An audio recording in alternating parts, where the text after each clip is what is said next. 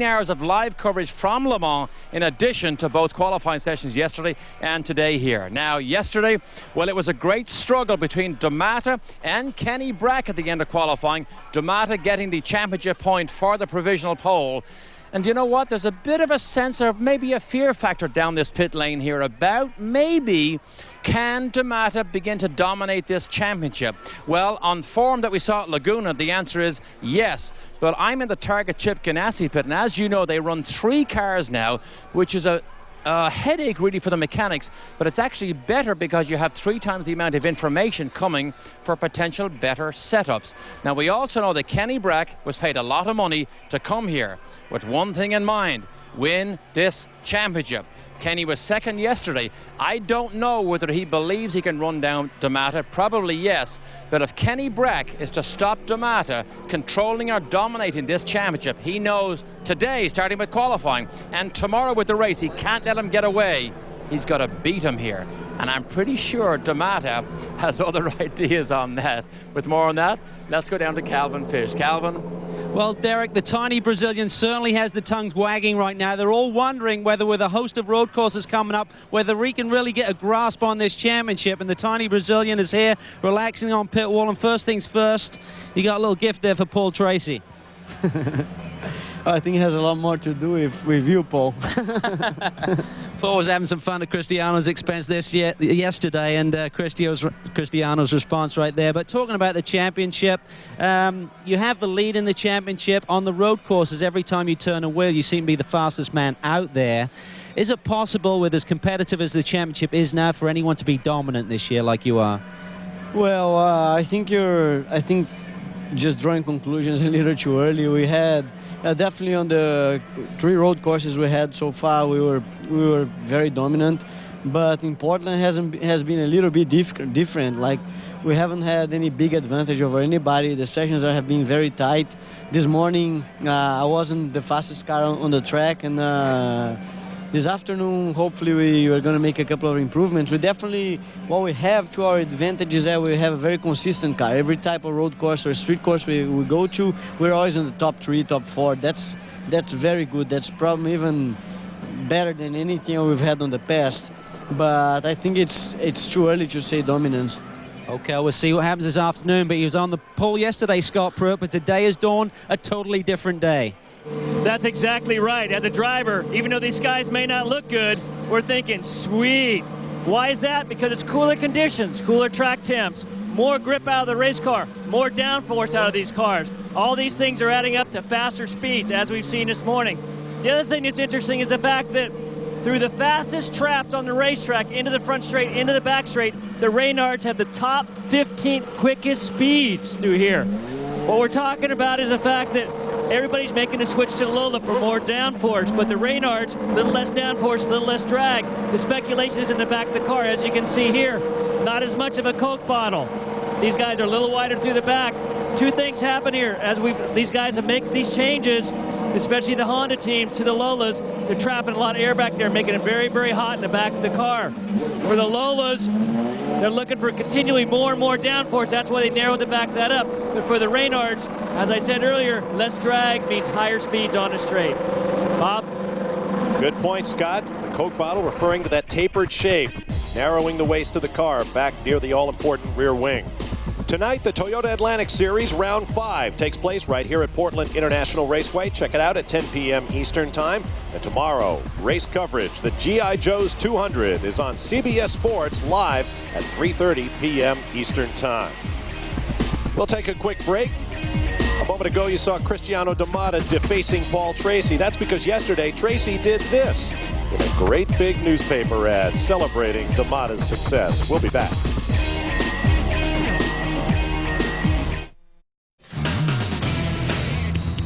Today's live Speed Channel coverage is brought to you by Prudential Financial, growing and protecting your wealth. By FedEx, proud sponsor of the FedEx Championship Series. And by Mazda, there's a soul of a sports car in everything we make. Auto racing has been going on for a long time here in the Pacific Northwest, all the way back to 1909, in fact. Here's some footage of perhaps the greatest name of the early years of auto racing, Barney Ownfield, complete with the cigar clutched in his mouth, who came here to Vancouver, Washington, just across the Columbia River from what is now Portland International Raceway. Of course, back then they raced on horse tracks, and race cars were owned only by the fabulously wealthy. But it was guys like Barney Oldfield and Ralph De Palma who raced here. They raced at Indianapolis. They raced at every state fair from coast to coast to popularize what is now one of the most popular sports in all the world, auto racing. Like the way flagmen dressed back in those days.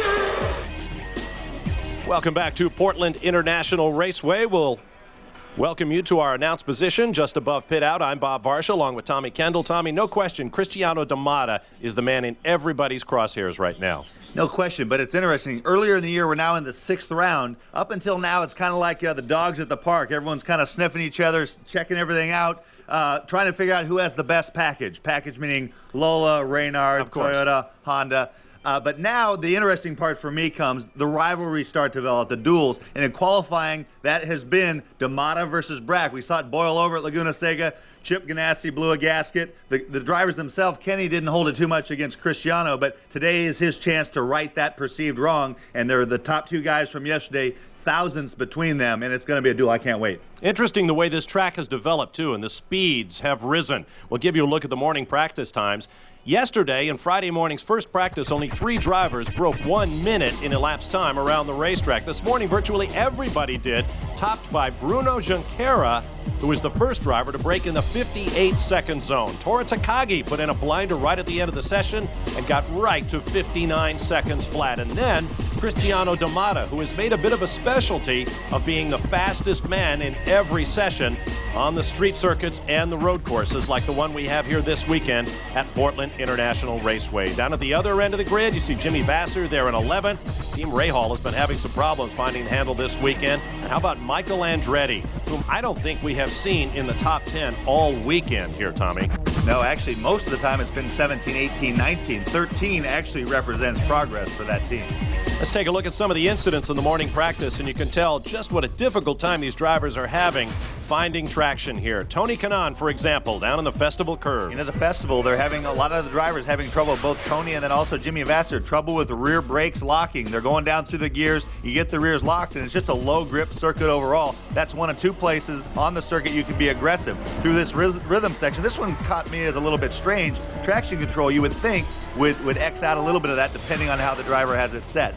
But Tora Takagi, now look at this. This is through the infield section. This was not on his fast lap. A little bump like that. Sometimes you can make the corner a little bit more straight by going over it. Here, the curbs on the infield only throw you offline. They really upset the car. You saw how it threw the car to the outside of the corner, and that was coming out of the back straightaway. Not good for a quick lap time. We're just minutes away from the beginning of the 60-minute session, and it's the last chance everybody's going to have to find their place on the grid for tomorrow's race.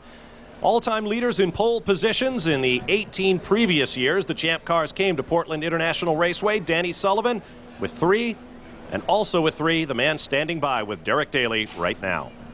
Yes, indeed, Bob. And nothing like having your uncle support you, as Christian Fittipaldi does. Of course, that is Paul Newman's team, actor Paul Newman's team. But Christian's uncle, of course, is Emerson, world champion, Formula One, 2-time winner here, Emerson.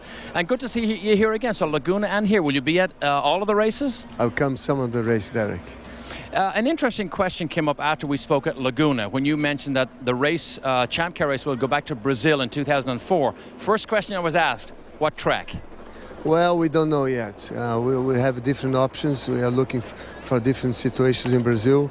It could be, well, a street circuit for the first time. Okay, that'll be very interesting. Emerson, what is it about the Brazilian drivers? They seem to have a system that just develops these young kids, and whether it's America or Europe or Formula One, they just keep churning them out. Do they have a good support system for the young kids? The orange juice. The orange juice that you produce?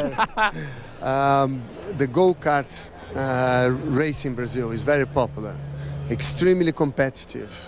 And there's a lot of young kids since 8 years old racing go-karts. Like Christian started racing go-karts when he was 8 years old. When he was 18, he had 10 years of race experience. I mean, that's amazing. There are other countries in the world doing that, but Brazil is special, has a fantastic go-kart infrastructure, the whole country. There is regional championships on every part of Brazil, and you can select and you can learn from the go-kart experience. And you know, it's an extremely competitive go-kart. It is good. Thank you, Emerson. Thank you for joining us. Emerson is actually here as part of the international television broadcast of Champ Car Racing, because he will do the commentary for the Brazilian TV. And incidentally, Emerson's brother Wilson was also a Formula One driver at around the era that Emerson was there. Fellas? All right, thanks very much, Derek. In fact, shifter karts are in action on the support card here at Portland International Raceway. Don't forget, the 24 Hours of Le Mans is airing here on Speed Channel tonight at 12:30 a.m. and tomorrow at 7 a.m. Check it out.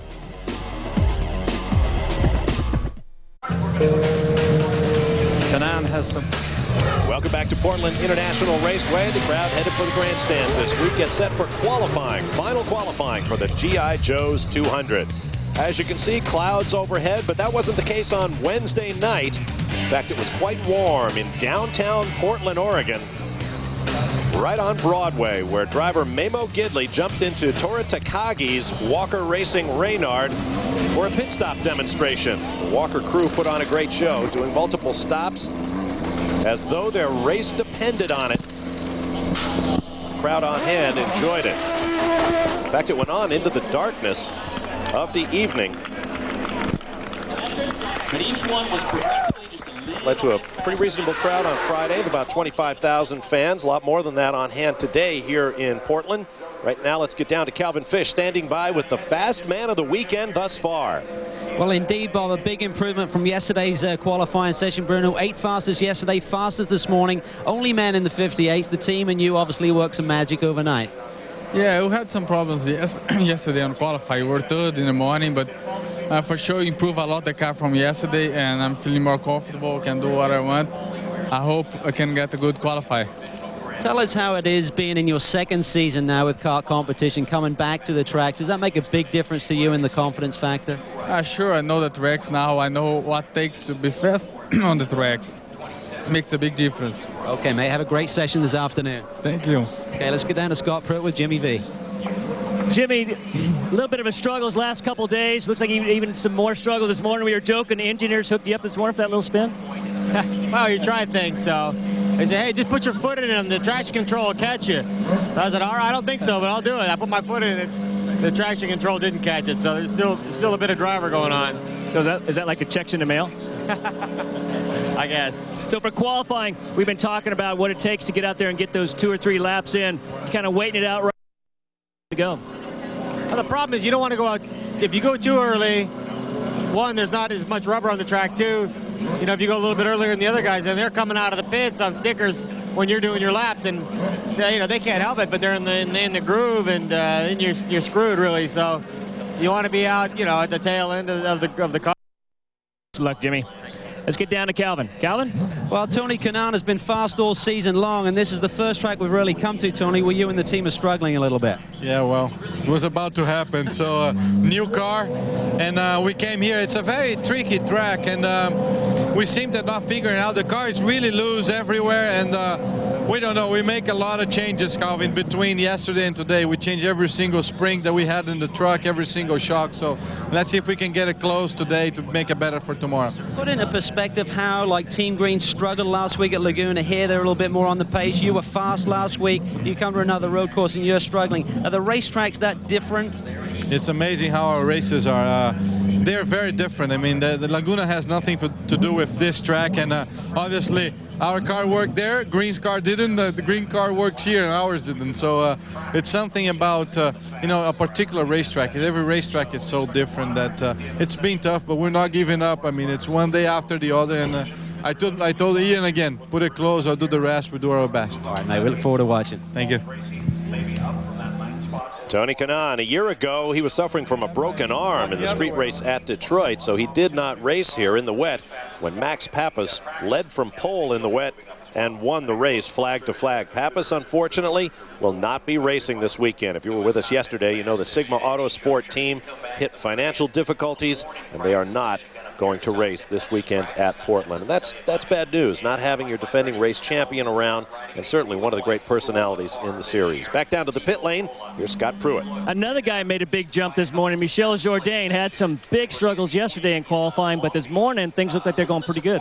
I think we're making some gains. You know, the setup and the car felt much better this morning. Hopefully it's going to feel a little bit better in qualifying too, you know. It's always a bit of a guess. Now, with these overcast conditions, have you guys had to make many changes to the car, or did things come out of the box pretty good this morning?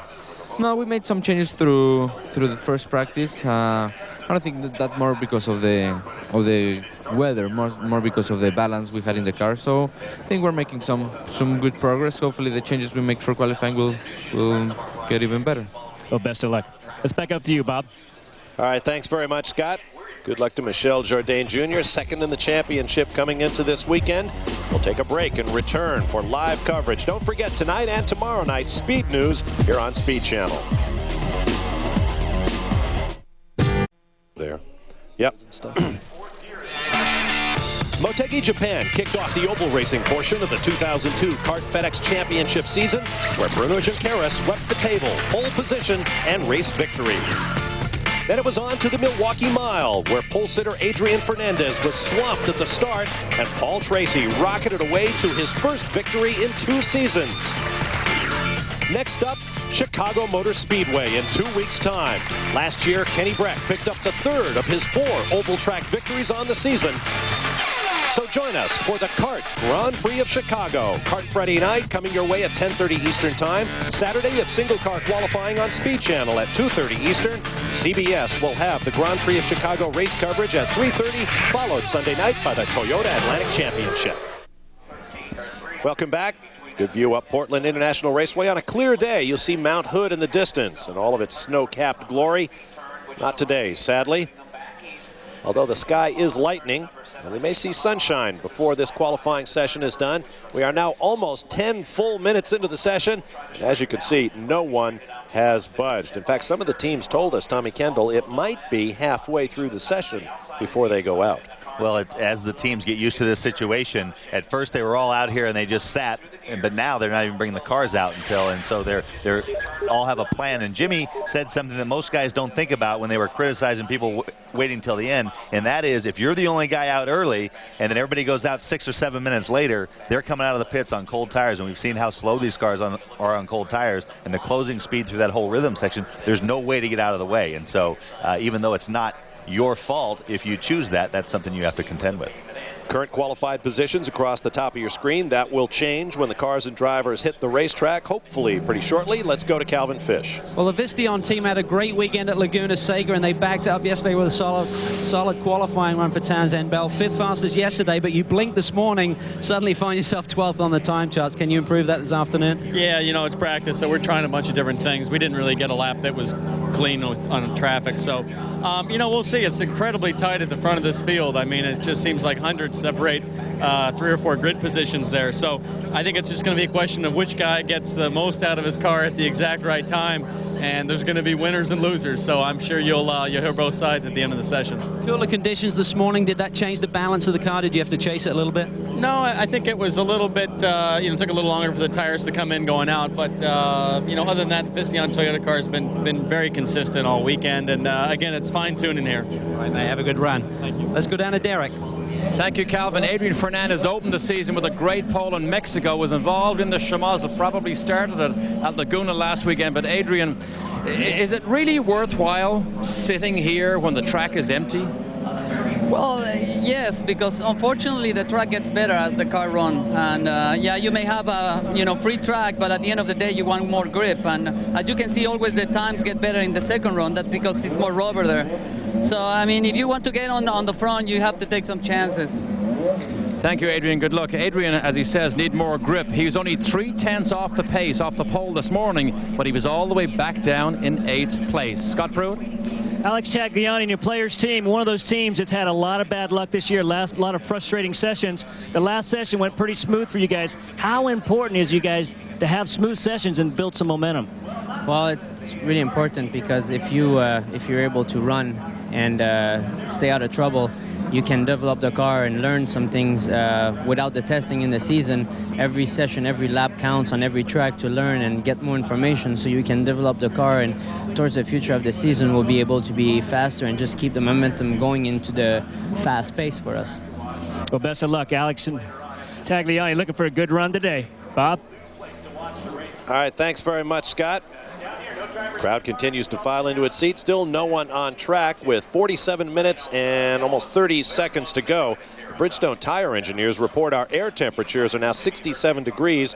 Track temps averaging about 78 degrees. And those are the coolest conditions we've had all weekend, as you see Paul Tracy, Michael Andretti, and Dario Franchitti sharing a joke with Kim Green and Derek Daly. Now, a moment ago, Derek was talking with Adrian Fernandez about that first corner Shamazel at Laguna, Tommy.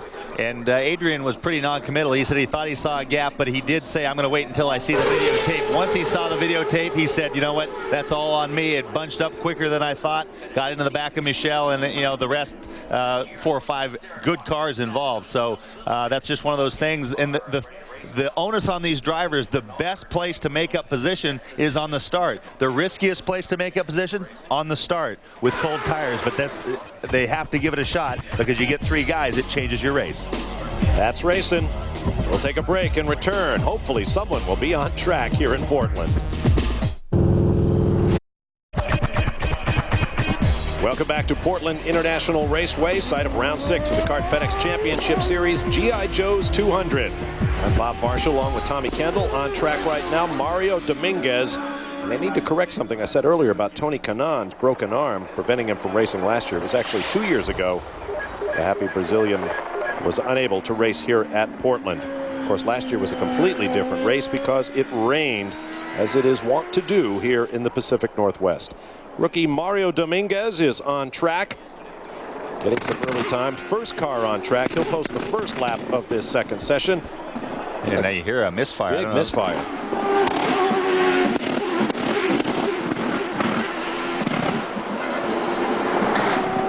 There's not a crowd salute. And it's not 4th of July yet. It's Father's Day.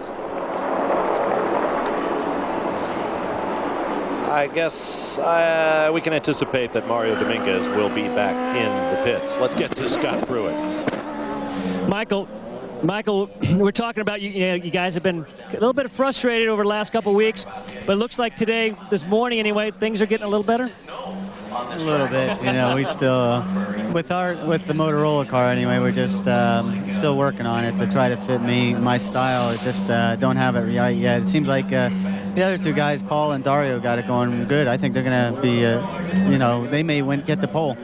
Now we think back a little bit. 1986, you and your dad coming down to the finish. Tell us about that.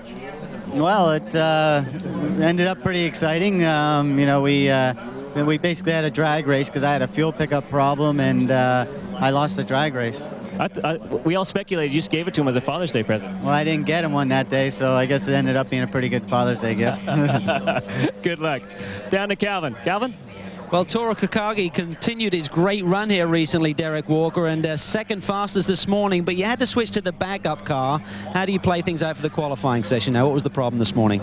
Well, we had a gear shift problem that basically damaged the inside of the gearbox, which we haven't quite figured out what that was. But fortunately, we got both cars that are just as well prepared. And as you saw, he went out in a backup car and ran some pretty good laps. So we've just duplicated it with the primary car, the setup, and hopefully it all acts the same way. It seems that the team, and Toro in particular, is gaining momentum as each race passes by. What do you put that down to, Derek? Is it the continuity that you had over the winter period with the team and everything and the same equipment?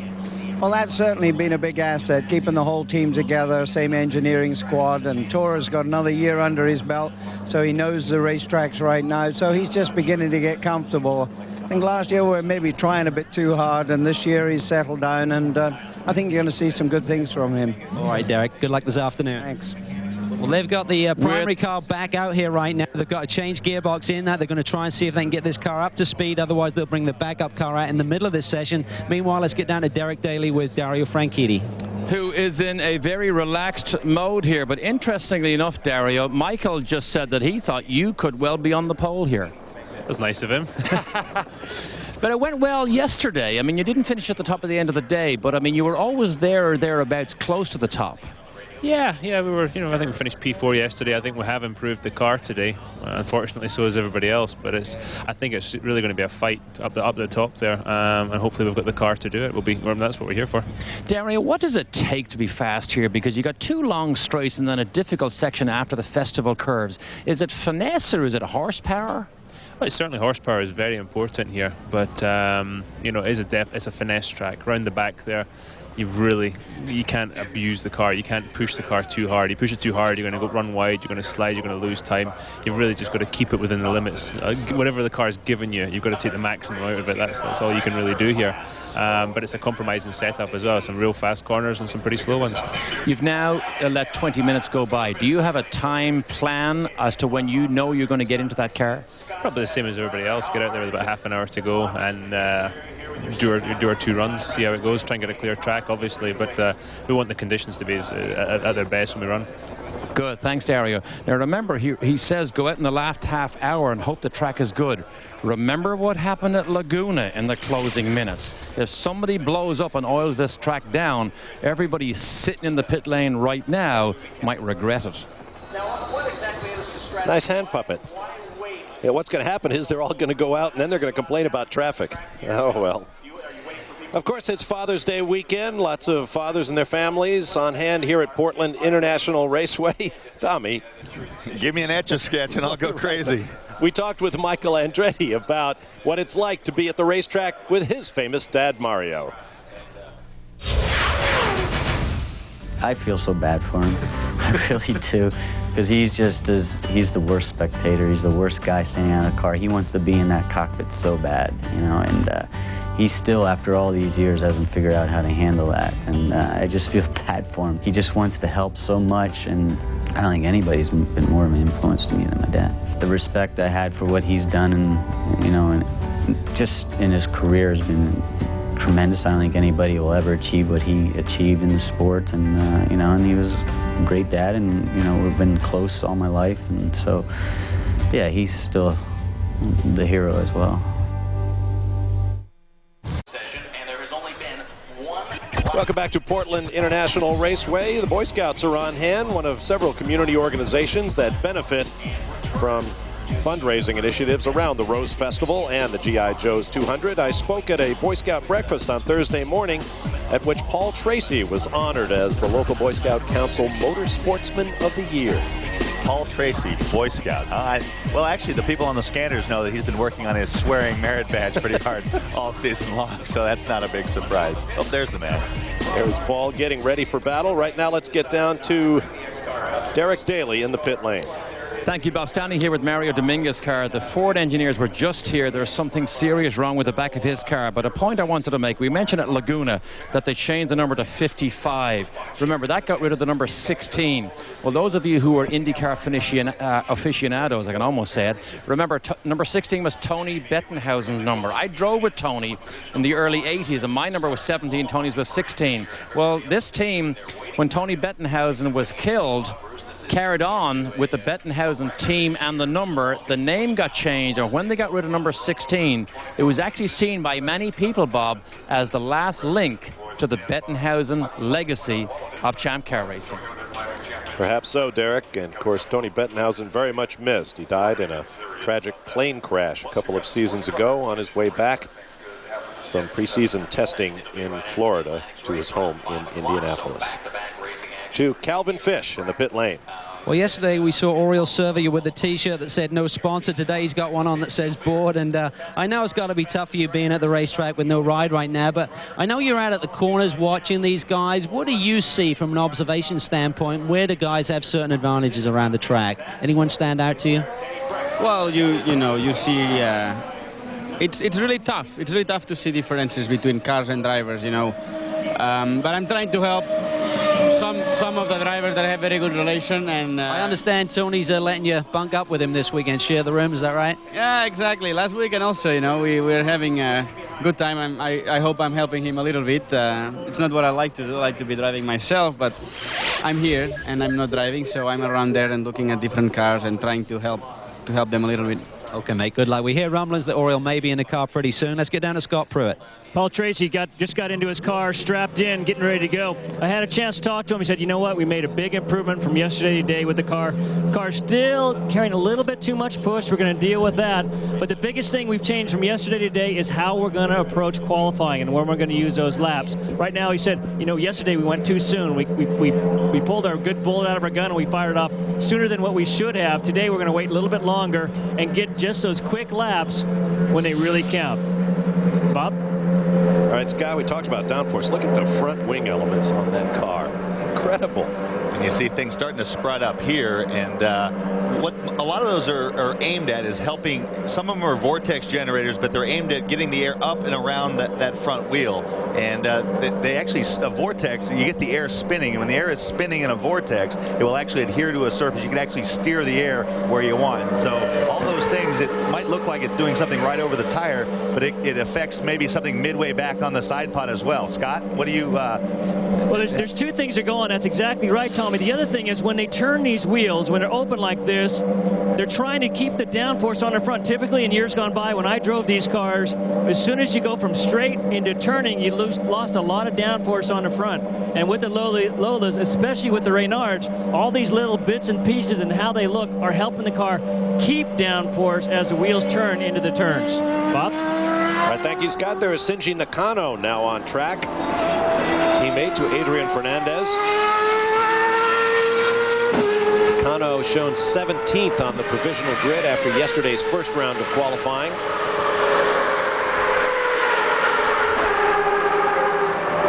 This is a hot lap for the Japanese driver. Sponsorship from the Twin Ring Motegi Japan track where we raced earlier this year.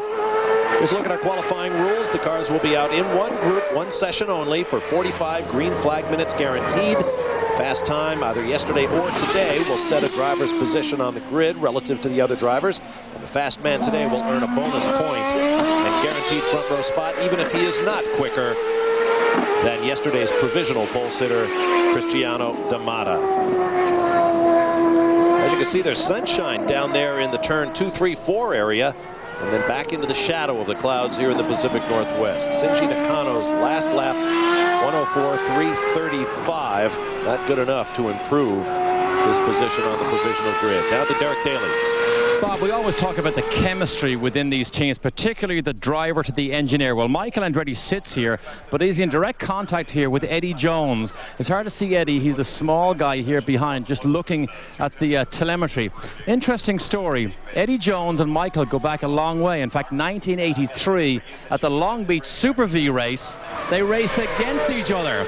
Eddie is very proud of the fact that Michael won that day, but Eddie, believe it or not, finished 5th. I think that's pretty good for an old engineer, don't you? I'm going to tell him he called him an old engineer. Last lap for Shinji Nakano, 60.975 seconds. Obviously the quick man of the session thus far, basically the only man to turn a hot lap in the session thus far. The sun beginning to come out here in Portland. That may be good news, depending on how you look at it.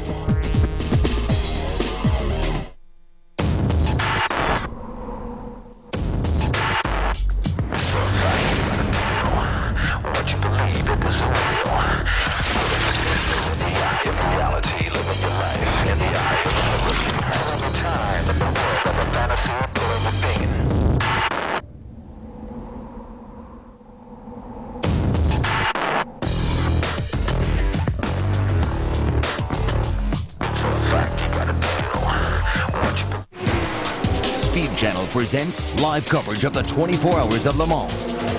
From the start, to the overnight, to the finish. 24 hours of endurance racing where the saying goes, to finish first, you must first finish. Speed brings you exclusive coverage of the world's most famous endurance race. Live coverage of the 24 Hours of Le Mans continues tonight at 12:30, only on Speed Channel.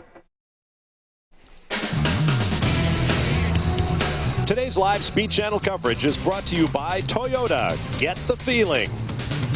And by Bridgestone Tires, advanced technology that gives you a grip on the future. Welcome back to Portland International Raceway. Alex Tagliani and Mario Dominguez are on track. There is Tagliani looking to improve on his provisional qualified position of 10th. And as Scott Pruitt mentioned earlier, the Ford-powered Reynards have been very, very quick in a straight line. Still looking for that all-out lap time, however. Let's get down to Calvin Fish. Well, Bob, we see all three of the drivers for the Target team strapped in, but no engines fired right now. We're expecting a few moments to see those guys hit the track. Now, yesterday we saw Kenny Brack only run 11 laps, and then he parked the car saying there was nothing left. He'd lost the edge in the tires. So we talked to some of the teams this morning about how they'd utilize the tires today. They can only use 2 sets in a qualifying session. We expect a lot of the teams to do 1 run on stickers, come in, maybe do a slight chassis adjustment, go back out on the same set, and then do a 3rd run on that 2nd set of tires, Scott. But it doesn't mean that these tires are really past their best. Scott Pruitt. You're right, Calvin. As you talk about that, let's not, we're not trying to throw Bridgestone under the bus here. That's not the question. What's going on is the fact there's 2 perfect laps. We call it the goodie in the tire. The 2 perfect laps, you're going to get the best performance ever out of that set of tires. After you get those 2 laps, then they just kind of drop off a 10th or 2. But when you're looking at the fields being as close as they are, you're trying to do whatever it takes to get that last little bit. And to get that last little bit, you got to find out exactly when to get those 2 perfect laps, which comes probably lap time of the 3rd time lap, 4th time lap, and then you're done. Then you can keep running around, but you'll never be as fast. Bob? And 0.3 of a second this morning, 3.5 tenths meant 9 spots on the grid. So that shows you exactly what they're talking about. Dario did a good job of explaining the tires yesterday. He explained the spike, and he said once they fall off, he said they will run that speed that's 2 or 3 tenths slower for the rest of the day. And so that's one of the things that really has stood Bridgestone in such good stead, both here and in Formula One, is they have good speed, but the thing they've really figured out something in their compounding, and the tires do not go away after that spike. In fact, Cristiano D'Amato was saying after yesterday's session, he was amazed at how consistent those Bridgestone Potenzas are once you get past the goodie stage, as Scott might say. There's Alex Tagliani. Shinji Nakano remains the fast man in the session right now. Tagliani on his last trip under the flag stand missed it by 5/1000ths of a second. And on the sectional timing right now, he is ahead of Nakano's pace. So this should be a good lap for the Canadian. Scott Pruitt. Everything's starting to break loose down here, guys. A lot of the cars starting to head up. Michael's heading out. Paul Tracy started up. Dario Franchitti, there he goes. All these guys heading out at the same time, trying to put those laps together. Bob? All right, thanks. There is Dario Franchitti. Michael Andretti already has departed the pit lane, as Scott mentioned. Here comes Alex Tagliani. Across the stripe and into the session lead. 1.2 seconds quicker than Nakano's lap. Derek Daly. Bob, I just want to explain to people who don't understand maybe the pit violation situation in the race. Hopefully you can see on the ground here. See the V, and we've seen this before. This is the courtesy zone. Nothing is supposed to be put into this so as a driver can come in or out along the backside of this V. If there is stuff put in there, and let's say Nakano drives over it, Nakano does not get a penalty. The team who put the stuff in the V gets the penalty. That's why they call it a courtesy zone. You're not supposed to put anything in there. Calvin? Well, the one man who can take advantage of the regulations now for qualifying is Cristiano D'Amato. He can afford to roll the dice a little bit more than everyone else. By grabbing that pole yesterday, he is assured of a front row starting position. So even if it all goes wrong for him in this qualifying session and he stays and waits too long, it goes red or whatever, he will still be assured that front row spot for the race on Sunday. Across the line comes Alex Tagliani. His lap at 59.547 seconds makes him the fast man of the session by more than a second over Shinji Nakano, but we expect the times to start tumbling now. The entire field much quicker this morning. In fact, Cristiano D'Amato mentioned it. He expected the track to improve a tenth or two, but this morning we saw enormous jumps in time. Topped by Bruno Junqueira in the 58-second zone at 58.939 seconds. The lap record here, as we ride with Dario Franchitti, 57.738 seconds for the current 1.969-mile configuration at Portland, set back in 2000 by Helio Castroneves with Team Penske. 57.738 seconds. Of course, that was with a more powerful car than we have this year since the turbo boost reduction. Onto the front front straightaway comes to Scott. Now, we heard Dario talk about how the finesse was so important here and that how the aggression actually gets you into trouble. That is true with the exception of 2 spots. Aggression actually does buy you a little bit under braking for the festival corners and the fast left-hander at the end of the back straightaway. The tough part as a driver, and I always struggle with this at this track, is snapping back and forth. Just when you get really flowing through the infield, you leave a little bit on the table in those other 2 spots. So the guys that really have this place wired are the guys that are super smooth and just take what the car gives you, like Dario said, and are able to switch back into kind of attack mode for those other 2 corners. Let's ride and listen.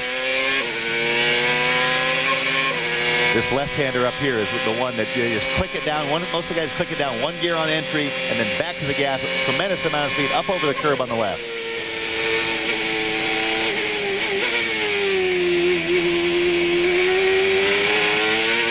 A little bit of traction control. You heard it clicking in right there on the exit of the final corner.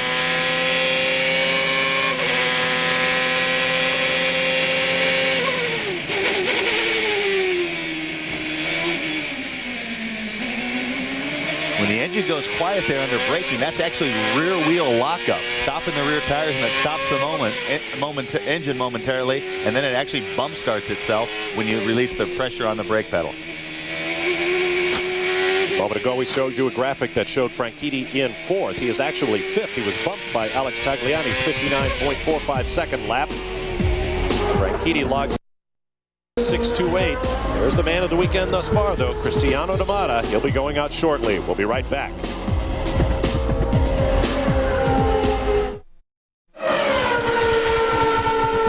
Welcome back to Portland in day 2 of qualifying. You watch the cockpit there and the steering wheel of Cristiano Damata, and the clock just ticked down under 20 minutes, and he has not turned a lap yet. As we said before, he can roll the dice a little bit further than some of the others, but the drivers are getting very anxious right now. We see many of the others now. Christian Fittipaldi right behind him is firing up. We see Kenny Brack still sitting still, but these boys, I believe, in the next minute or 2 will be firing up and hitting the racetrack, Bob. I think that egg is about cooked. Time to serve it. Let's get out there. And this is where it gets good. This is where the drama really starts to build. The guys sit around, and then when it's time to go, everything starts happening all at once, and it's just chaos. You see up and down pit lane, everybody's gathered around the scoring monitors, and some of these guys, like Cristiano, has not even started his first run, so I think you might see guys running out of time to complete all of their laps. 11 cars on track right now. 6 cars have yet to post any kind of a lap, topped by Cristiano Damata. Dario Franchitti has jumped up to 2nd spot. Let's get to Scott Pruitt.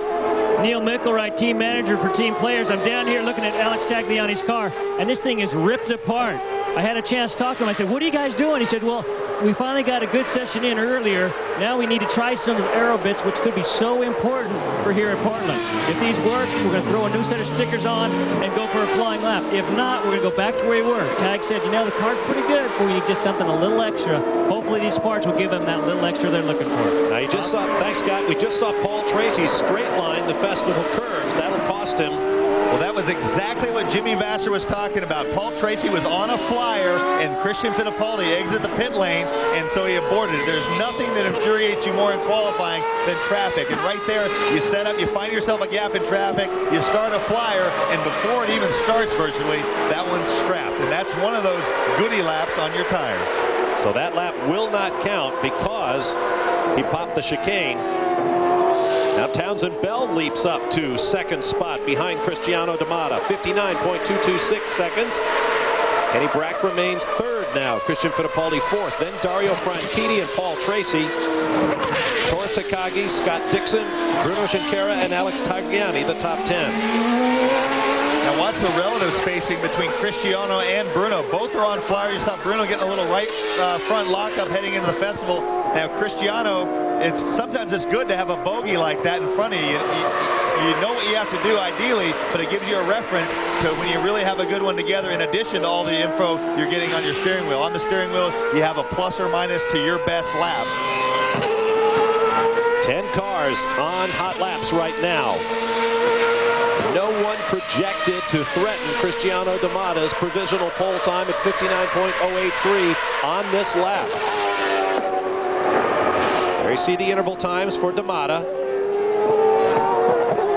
well off his previous pace as he looks for a hole in traffic.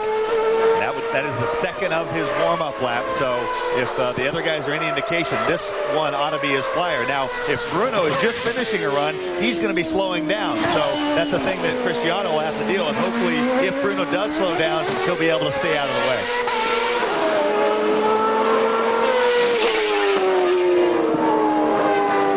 Follow this lap. First split coming up.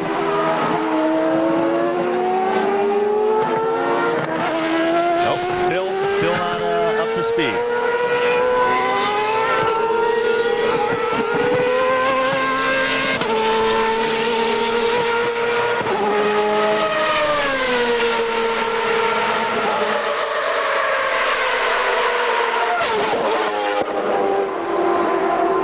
Checking the timing and scoring as you watch D'Amata sliding the car as he did yesterday at his provisional pole lap. That time he almost fell off the high wire.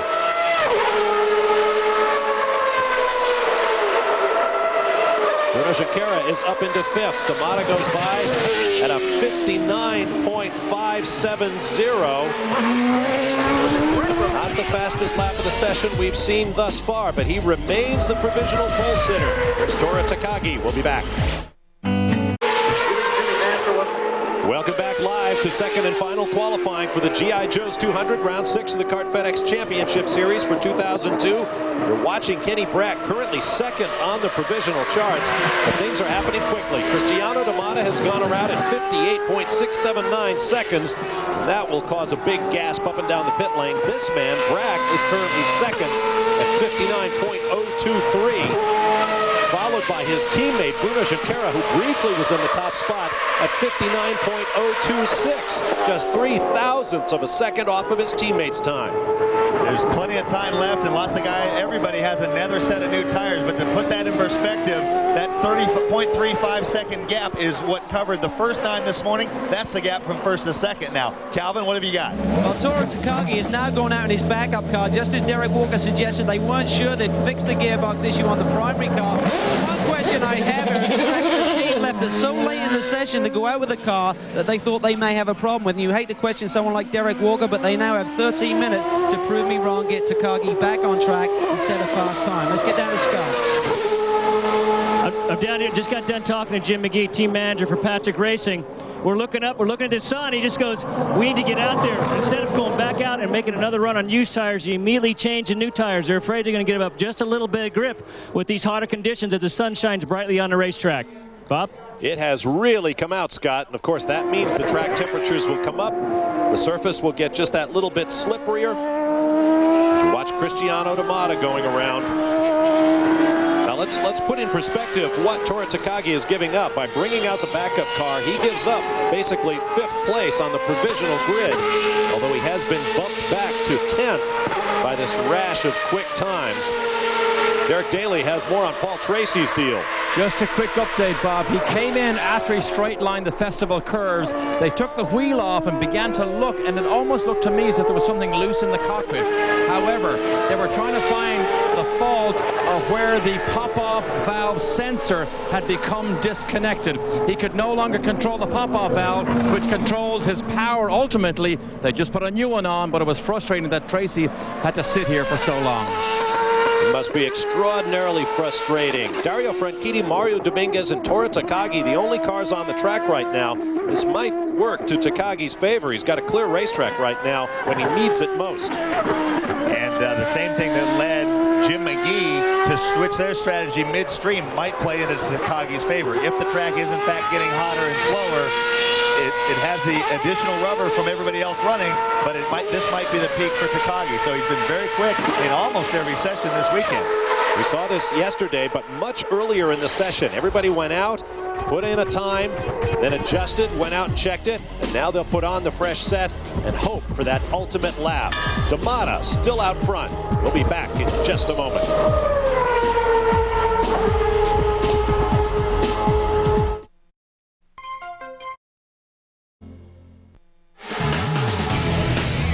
Today's live Speed Channel coverage is brought to you by Prudential Financial, growing and protecting your wealth.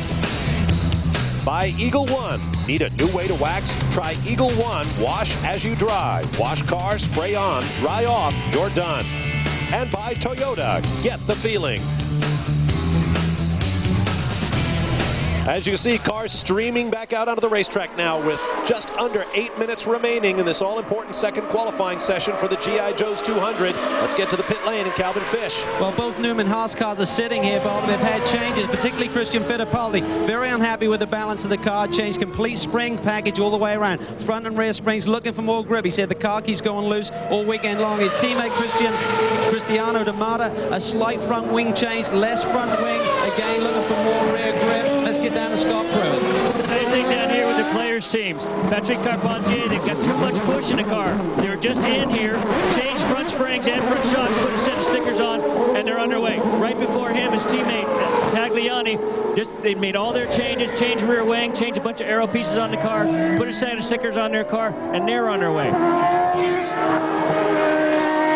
Interesting. Michael Andretti and Paul Tracy sat in here for a long period. Actually, Paul was having assistance check from the Honda engineers. But I asked Kim Green, why is Michael sitting here? He said he got screwed on his last set.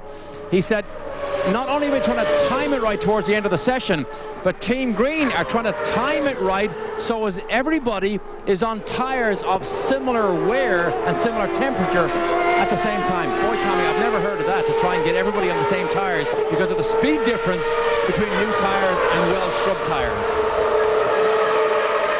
I guess when you have that many engineers, they come up with some pretty thin edges to slice. But the way this field is heading, you got to try to look for every last little bit. Scott, what do you think about that? Well, that's not quite right. What they're trying to do is alleviate cars coming out of the pits in front of them. If you're on a flyer and a car comes out, there's no way for that car to get out of your way as you're working through the festival turn. It's almost impossible. And as you go through 3, 4, 5 complex, it's also very important if you're on a flyer to get through there clean. If a guy's coming out on new tires, he will be going slow. That's what he means by trying to get the top guys up there about the same amount on their tires, so everybody's going the same speed.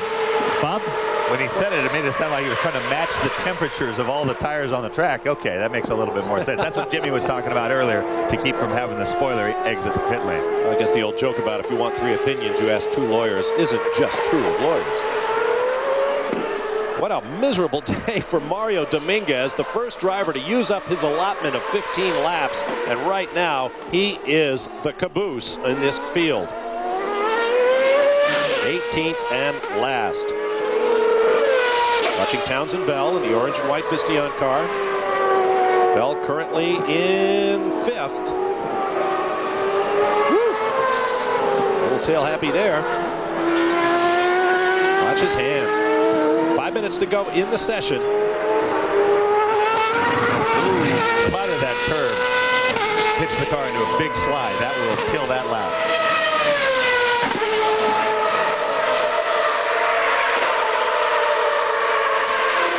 Dario Franchitti is also out of laps, currently shown 6th. See if he takes a beating here in this last 5 minutes.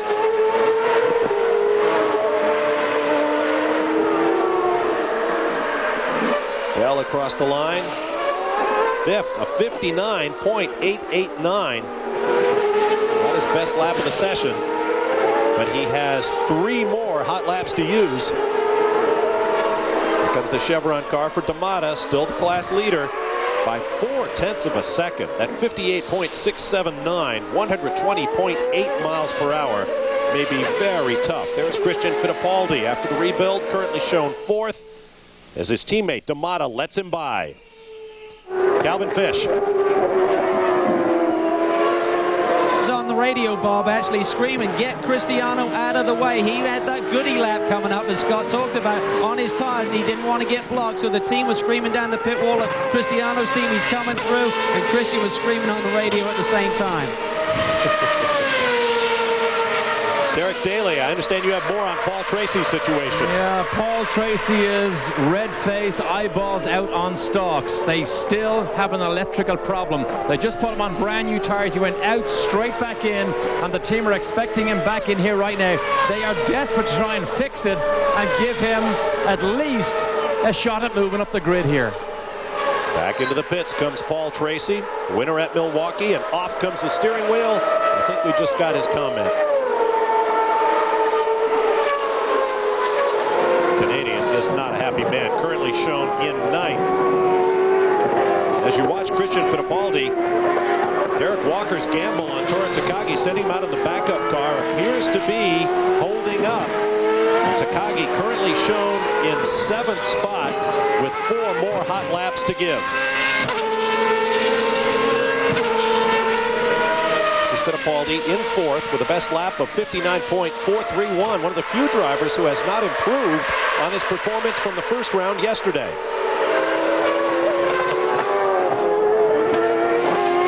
Onto the front straightaway he comes.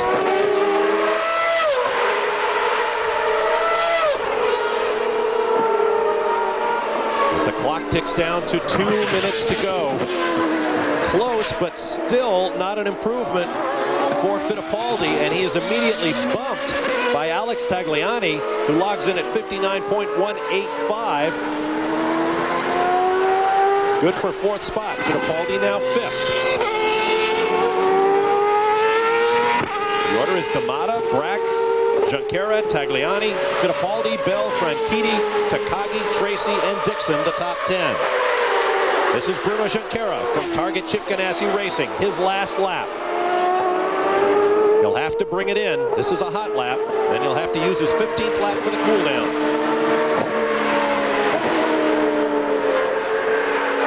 Oh, Jimmy Vasser in the kitty litter. Vasser has had an awful time finding traction here at Portland. Be interesting to see what they do as far as a red flag. There's only 1:10 left. Do the kart officials roll the dice and let him sit there? He is in the festival chicane. There you see where he's parked. Less than a minute to go. They're going to throw a local yellow, so we will stay green on the full length of this 1.9-mile racetrack. Kenny Brack has now moved into the 58-second zone, but he only carves about a 10th off of D'Amata's gap with a 58.963 second lap. There is Brack. Still second. Off the road. Michael Andretti is out of laps. Off the road. Bell is out of laps. You hear Brack's crew warning him that Vasser's car is off the road in the chicane. Carpentier is out of laps. The same for Jourdain. Oh, there's Takagi. Still shown in 8th. He is well off the road. Found some road. There you go. Not the right one. But... He's working his 13th lap, so he is basically done. Unless those tires clean up in miraculous fashion on the way around. Nope. Checkered flag now waves. He will not get another lap. D'Amata is past start finish, and he's on a hot lap, it would appear, if he wants it. He really doesn't need it, because at this point I don't think anybody's going to challenge him. He is ahead of his pole lap speed at this point, so now it's just a personal challenge. Can he outdo himself? Brack heads in. Something the late Ayrton Senna used to do in Formula One all the time. Post a time, watch everybody run at it, then go post a faster one. Now that's just really a twist kind of in the knife that you just buried in everybody else's back. From a psychological standpoint, oh, look how close he got to that wall. There's Vasser. D'Amata appears to be going for it. A couple tenths off, quicker than anybody else's best, but not better than his best lap from earlier. So, as he did a couple of weeks ago, to make that last week in Laguna, D'Amata posts 2 laps better than anybody else in the field. We'll be right back.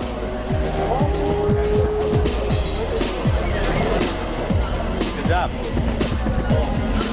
Right now.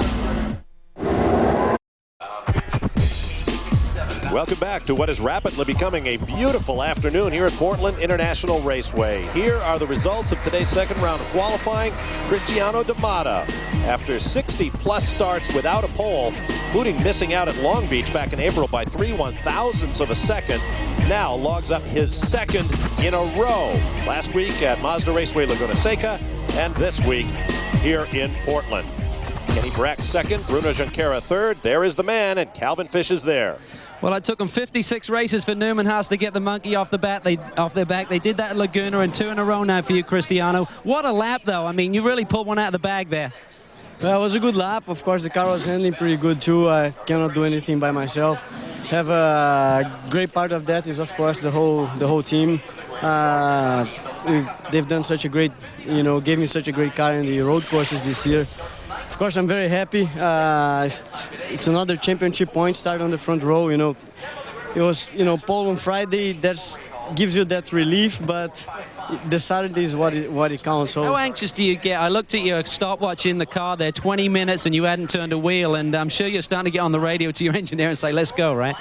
Well, I wasn't very worried because everybody else had a lot more to lose than I. I had a place guarantee on the front row, so that's what you can play with when you get the pole on Friday. That's what you can afford to do. So we were still pretty cool about everything. It was the others were risking. I was actually surprised that they risked so much to left going out on the very last minute.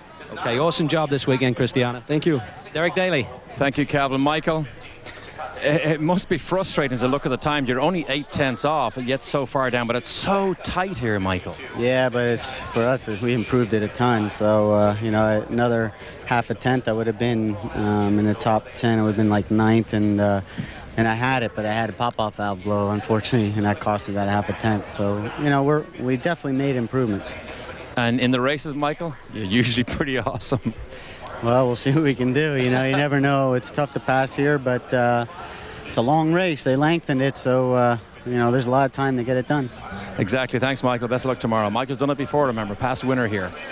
No question about it. Michael can do it in the race, and he will have 110 laps of racing tomorrow in the G.I. Joe's 200 in which to do it. And they did improve the car, the Motorola machine, 7/10 of a second quicker today than yesterday. We'll be back.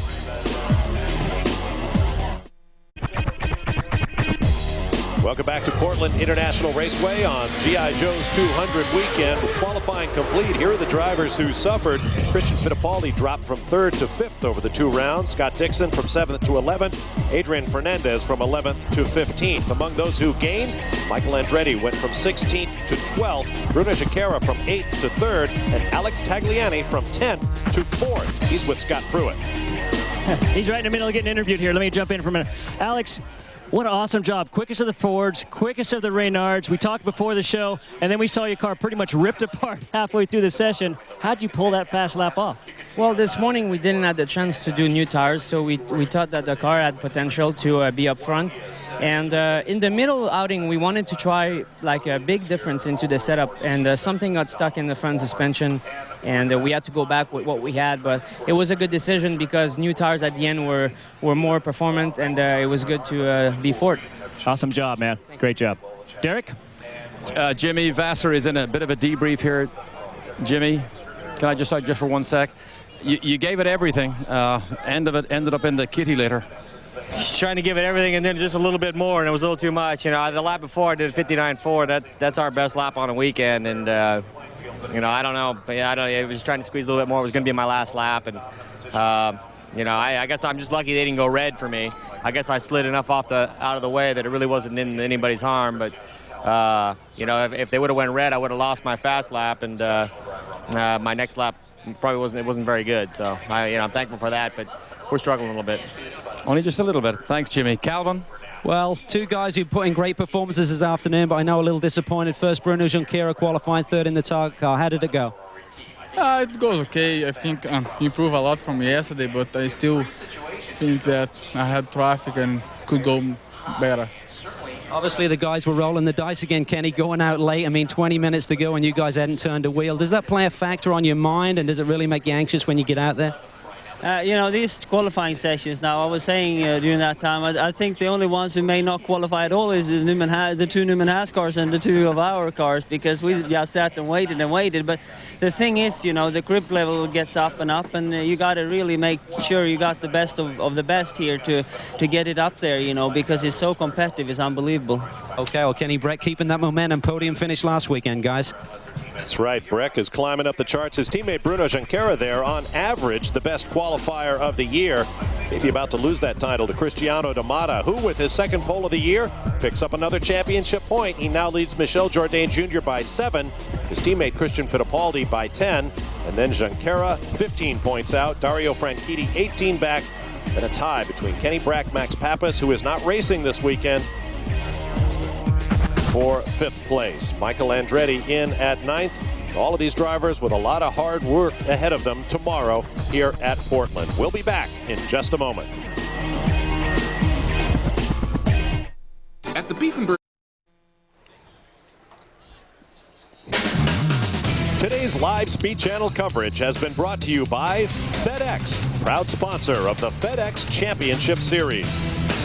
And by Mazda. There's a soul of a sports car in everything we make.